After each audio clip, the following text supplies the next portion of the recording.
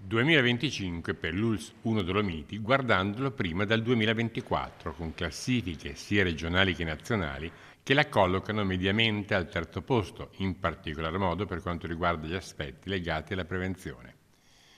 Nel 2025 i mezzi di soccorso sono intervenuti quasi 20.000 volte e gli elicotteri oltre 1.100.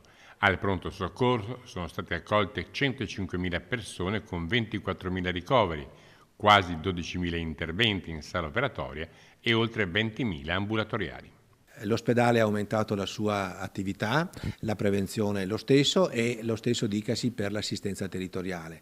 Alcuni numeri abbiamo aumentato dell'1% i ricoveri, del 15% quelle che sono le nostre prestazioni ambulatoriali, del 4% circa gli interventi chirurgici, quindi sono tutti numeri che testimoniano un'attività che si è sviluppata al meglio durante il 25. È calato il numero e la durata delle liste di attesa, sono aumentati gli investimenti che ormai superano i 30 milioni, è aumentato il numero dei medici in servizio con un significativo più 28. L'unico dato in negativo è quello dei nuovi nati, che sono stati 1180, con un meno 4,6%.